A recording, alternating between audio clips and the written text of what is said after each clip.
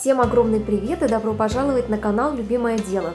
Меня зовут Лада, и это третья часть цикла видео о том, как сплести корзинку из бумажной лозы для начинающих. В первой части видео я рассказывала о том, как сплести круглое дно. Посмотреть ее вы можете нажать вот на эту вот ссылочку. А во второй части видео я рассказывала о том, как сплести уже стенки нашей корзинки. И вторую часть вы можете посмотреть, нажав вот на эту вот ссылочку. В этой части видео я покажу, как закончить наше плетение, то есть выполним самый простой вариант загибки. С ним справится любой начинающий, который только начинает плести из бумажной лозы. Так что давайте приступим. Что нам понадобится для того, чтобы выполнить загибку? Во-первых, наша корзина недоделанная, можно так сказать, у которой стоечки хотя бы должны остаться около 5-6 мм в высоту, чтобы у нас был материал, из чего можно сделать загибку. Далее нам понадобится спица. Берите тоненькую спицу. Лучше спицу взять железную, чем шпажку, потому что шпажка в процессе работы может у вас поломаться. Следующее, нам понадобятся ножницы. И еще нам понадобится клей ПВА. Если стоечки у нас будут крепко держаться, то клей ПВА нам не понадобится. Но я в таких случаях всегда капаю немного клея в определенные места, чтобы закрепить свое плетение. Кстати, вот этот клей ПВА я покупала в магазине Fix Price. И у клея ПВА есть такая особенность. Если клеем ПВА где-то заклеить вот эти места, то тогда морилка эти места не будет прокрашивать. Но вот у этого клея ПВА есть небольшой плюс. Он эти места, где заклеено вот этим клеем ПВА, морилка прокрашивает. Так что я беру только вот этот клей ПВА. Приступая к работе, необходимо выполнить первый этап. Для того, чтобы наши трубочки в процессе загибки были эластичные, не гнулись и не сломались, то нам необходимо их немного размягчить. Делаю я это пальчиками. Вот таким вот образом. И так мы проделываем с каждой трубочкой-стоечкой.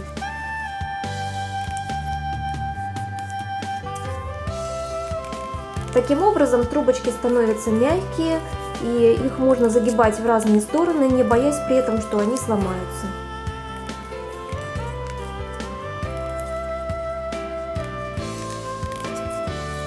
Вот что у нас получилось. Теперь трубочки стали более гибкие, более мягкие. И теперь мы будем приступать уже к непосредственно самой загибке. Так, для этого мы берем спицу. Она нам поможет запихнуть трубочку. Загибка заключается это в следующем. Мы загибаем трубочку и продеваем ее в соседнюю стоечку. Вот таким вот образом. То есть мы загибаем и вот эту трубочку продеваем под соседнюю стоечку. Вот так вот это примерно выглядит. И чтобы помочь нашей трубочке туда немного углубиться, и чтобы она вышла из этого места, мы поможем спицей.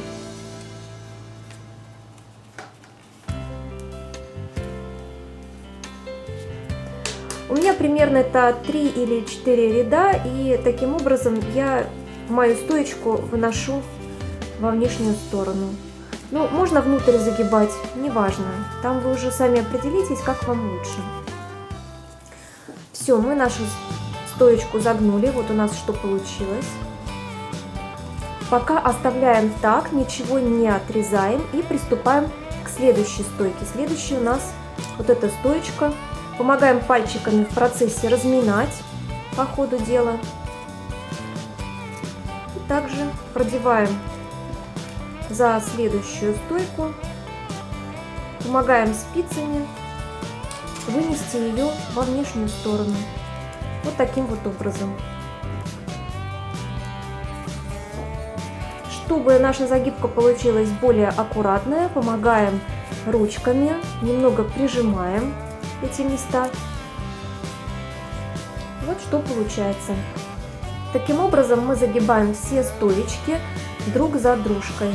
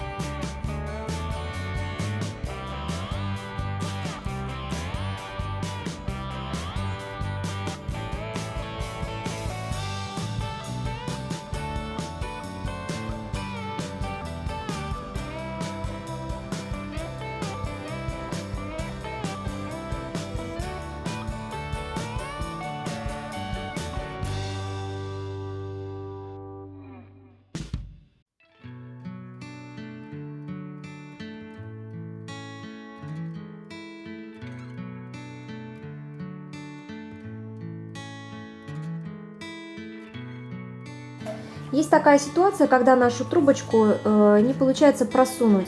Для этого мы помогаем спицей таким образом. Мы берем трубочку, немного прикладываем к тому месту, куда нам нужно просунуть, и спицей мы как бы складываем уголок напополам, вот таким вот образом. То есть просовываем сюда спицу, таким образом у нас конец нашей стоечки складывается пополам, и мы спицей просовываем ее через столько рядов, через сколько нам нужно. Вот она у нас вышла. Спицы помогаем распрямить и уже пальчиками просовываем, так скажем, дальше.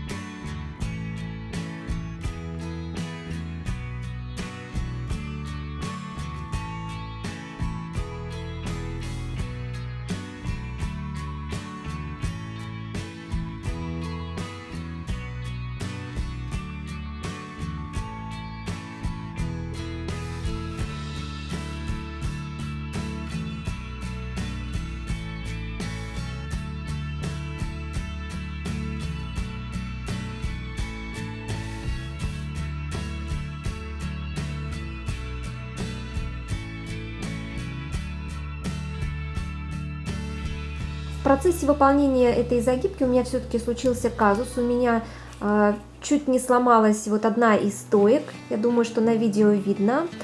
Но она у меня целехонькая, то есть я ее придерживала пальчиком, когда загибала. Может быть, я как-то ее неаккуратно согнула, но это ничего страшного. Главное смотреть внимательно и к таким стоечкам быть предельно аккуратными. Что я сделала? Она у меня сломалась не полностью, а вот лишь такая трещинка получилась небольшая. В эту трещинку я закапала клей ПВА немного. И уже стало чуть-чуть получше, и уже она не ломается до конца, и с ней уже ничего не случится. Все, загибка у нас сделана. Все трубочки-стоечки у нас уже убраны, но мы их не торопимся обрезать. А сейчас мы сделаем одну вещь, которая закрепит нашу загибку и не даст ей расползаться снова. Мы берем клей ПВА и в эти места, куда мы засовывали наши стоечки, грубо говоря, мы капаем немножко клея ПВА. Дадим высохнуть и уже потом будем обрезать вот эти вот кончики. После того, как все схватится и трубочки у нас закрепятся здесь навечно.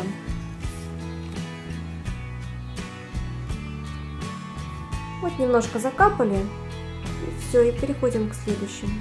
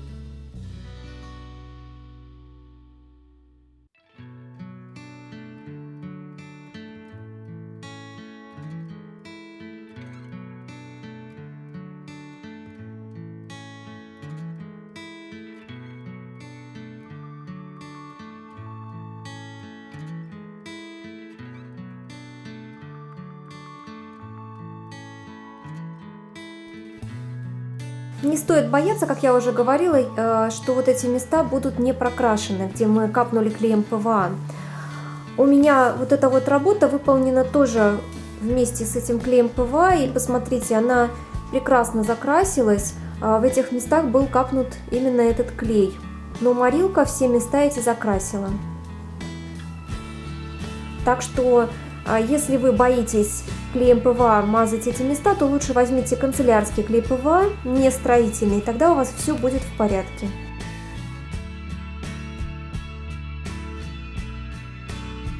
Смотрите, у нас уже высох клей, и его уже не видно, поэтому все у нас закрепилось, поэтому можно не бояться отрезать вот эти кончики, ничего у нас не развалится.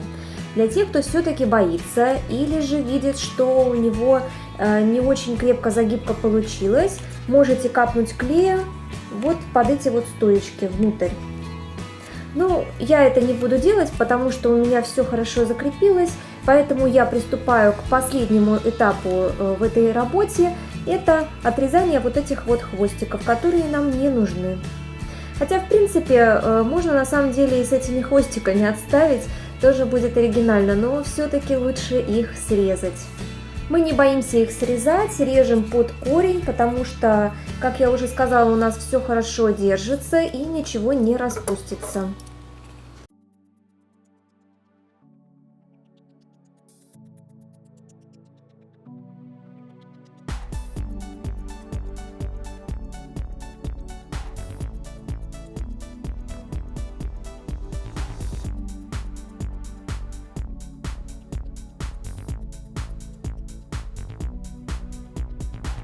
Итак, я уже несколько стоечек обрезала, но смотрите, край их немного виден.